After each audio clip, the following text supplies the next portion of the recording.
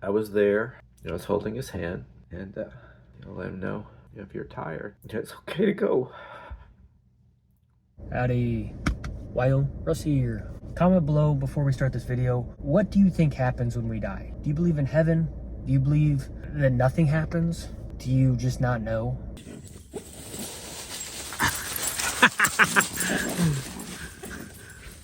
Run! Tongue. Good boy. Tongue. Good boy. The last few months we've been going back and forth up to see my family. My dad had started to decline. My dad also was life flighted. He had 2 TIAs, little strokes. So I'd never seen my dad and, used the word feeble. My dad, I always viewed him as a strong guy. So to see your dad and recognize that, recognize and just have to acknowledge that he's what you would call feeble was difficult. But he would rally. He was still joking with us, even though he'd lost a lot of weight. I kind of held out to the very end, like, people do get better. Things turn around that, even doctors don't expect. I was hoping for one of those stories. So that's what I was hoping for and kept telling myself there's still a chance. But, that's not the way it turned out. He just really was struggling too much to breathe.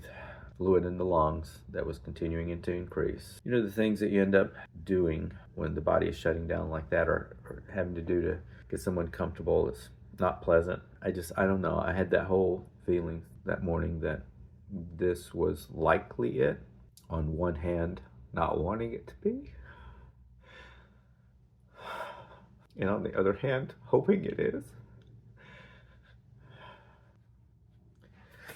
Seeing someone struggle for breath and just basically laying there, and that's not what they would want. You don't want them going through that any longer than is absolutely necessary. But you also want them there with you. God, this is such a mess. I was there holding Dad's hand, and we had Fievel with us. So Dylan and Fievel were in the room. We were the only ones in the room with Dad, and me holding his hand, talking to him, and his breath started slowing. I just knew that it was it. It's kind of weird. It was, after 10 o'clock. I kind of had this weird thing. I have this weird thing about the number 1111. Why? I don't know. It's one of those things out there. I thought, well, maybe that's what's going to happen. There's some sort of meaning if Dad passes at that time. And it just hit me. It's like, that'd be cool for me. For whatever reason, that would be cool for me. But I don't want him to have to struggle breathing like this for 1 minute longer if it's not necessary. I'd been talking with Dad, and I just let him know if the future was that you're going to be, getting well and just have good days together, that's what I want. But if you're tired, it's okay to go.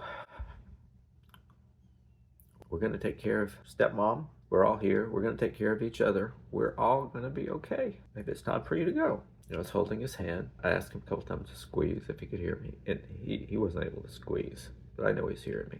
Literally, it's like 2 or 3 more breaths. Dylan was watching from across the room, and I said, it's close. He took his last breath, and 10:23 was his last breath.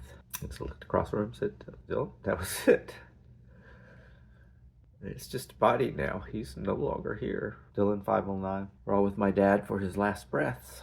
I wouldn't trade anything for having had the opportunity to be there. Lived, so far away, 30-something hours away for so many years. Decades I'd lived away. So I was glad for these last few months, this last year, to be a little bit closer and have a bit more times with my dad. And I would have loved to have had a lot more. He knows we loved him, and he loved us. At times I wasn't so keen on my dad as a kid. He could be stern sometimes, but boy, growing up and getting out of the house and meeting other people and discussing their lives and how their lives were growing up and situations with their dads, it's like, man, did I have an incredible dad. I'm glad I know that now. I wish I had known that some of the years when I was a kid. Maybe that's just one of the things in life. It's like, you end up realizing some of your thoughts when you're growing up, how they're incorrect. And a great childhood. I just have an exceptional family, and I'm glad I realize it. Losing a parent is not fun. a couple days before his dad passed. We put him in the wheelchair, and his dad was wanting us to break him out. He's like, where's your car? What kind of car you got? We're like, well, our car's small. We can't just take you out of here. He's like, oh, take me home. Take me home. But it was in a funny way. We were wheeling him down the hall, and the nurses were like, oh, Mr. Fred, you're out of bed. You're looking good. And he's like, put your glasses back on. He always had like a humor. I had some of my best conversations with him in the hospital. I mean, I had times where I was sitting with him for 3 hours and he was telling me all the stories about his life, how he was hunting, and him and his friend, they ran into people who were distilling liquor, and they were in the woods, and they were like, hey, we're not trying to cause problems, we're just walking through, because apparently it can be kind of heated if you find somebody's operation where they're making alcohol. It makes sense. So they're like, hey, we're just passing through, we're just hunting. But he told me all these cool stories and a lot of personal things. But he lived to 85 and beat polio. He had to be pretty tough. And then it makes me think of like Chris as well, our age gap. Having an age gap in a relationship, there's definitely realities you gotta face. Chris and I have a 27 or 28 year age gap. Hopefully Chris lives to 100. If things play out and we both live long lives, he'll go first. That is scary. We have had some close calls before, you know, where Chris's heart stopped and I had to take him to the hospital, and that was not very much fun. You know, Chris's family, they live long, you know, in their 80s or more. So hopefully Chris lives a long, healthy life and I get that much more time with him. Death is one of those things that's kind of scary to talk about sometimes. Chris's dad, to be honest, didn't know exactly that we were gay. Chris never told him that we were gay, but he knew that we were special friends and that we slept in the same bed. So I'm pretty sure he knew. We never used those words with him, and it's just our situation. The rest of his family knows that Chris and I are a couple. It's just his dad, we never really had that talk. But every single time Chris's dad would talk to Chris, he would ask about me and Fievel. He cared about us. His actions spoke louder than words. When I was at his house, he was always willing to feed me, always talking to me about the gym. Is Dylan at the gym? He loved my gym videos. He loved me doing the handstands.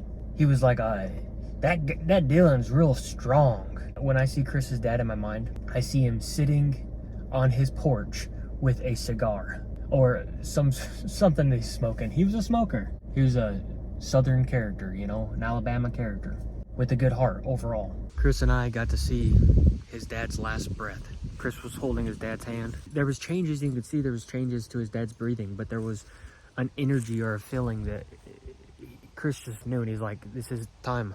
This is the time that my dad's gonna go. I look over at his dad and I felt it. I could feel it in the air. I'm serious, it was weird. It's the first time I've ever seen someone die. I saw his dad take his last breath. Of course, I've had family members and friends die, but I've never seen someone die. My grandfather died pretty recently, and it makes me wonder what happens when we die, and I really don't know the answers. I find it more interesting to be with people who have hope in just life and life after death, rather than be around people who don't have hope. It can be kind of dark, but it doesn't mean any of it's right. I don't know, but I believe there's energy everywhere, and energy, even in a lot of in science, you know, energy just goes to the next realm. It might change a bit, but it doesn't die. It just stays alive. So maybe we all stay alive. Now the question is the memories that we are building that make us us, because our soul is partly memory. I feel like if you lose your memory, you almost lose yourself. Like my grandfather that passed away recently, he had Alzheimer's. He lost himself because he couldn't remember anything. It's like once you lose the ability to remember your experiences, you no longer are who you are. So when you die, are you able to take some of your memories from this realm of your family, your loved ones, and yourself with you? That's my question. I don't know. It's hard to prove or disprove it. Comment below what you think happens when we die. One of the reasons I understand why people are religious and have like the concept of heaven is to have a meeting place for the people you have memory of and the people that you love. To be able to see your mother or your father again, or your grandfather. I still pray and I'm still spiritual because I'm open-minded. I'm also real to the fact that people just believe different. People vote differently. People believe different faiths. People are just different. just be freaking kind to each other. I'm into watching NDEs. Had an aunt and a lady, her sister-in-law was like an aunt, that had both experienced near-death experiences and lived and come back, even though their heart had stopped, and all the different things that you kind of hear with if you've ever watched any NDEs. Yeah, my belief is that we're something beyond, that we're eternal beings in some way, whatever that is, that there is spirit, that we exist before we're in these bodies, avatars, and that we exist after these avatars. I don't know what all my beliefs are, and things change, but this is pretty incredible. This world we live on, these experiences we have are incredible. It's amazing that any of us exist. I don't think this is the whole story. I don't know what the whole story is. I have my personal things that I believe right now. Doesn't mean they're right. All of this that I see is incredible and elaborate and complex. Why do I think that it's not even more elaborate and complex? Because this is already unbelievable. I know I don't see all the different wavelengths of light with these bodies. We don't see the spectrum, all the different wavelengths out there. We don't hear all the different wavelengths. So there's things going on that other creatures, dogs, birds, pick up that are real around us, and we don't even experience them while we're here. So I've got a feeling that there's much more that's going on around us, and these avatars that we're in limits our ability to recognize what all is going on around us. So I think things are much more mystical, incredible, full, or you call it spiritual, or just part of all that there is that goes on that we don't experience, since we're in limited bodies. As incredible as our senses are, they're limited senses. I have hope to have more times with my dad. Don't know if Dylan will use any of this. Maybe if nothing else, it's been good for me to say all this out loud. I could have said it better. Maybe a closing of, love you a long time. And I guess that even has more of a meaning to me now that I think about it than it other. It's been this thing that we do, but love you a long time. Love you long after you're gone.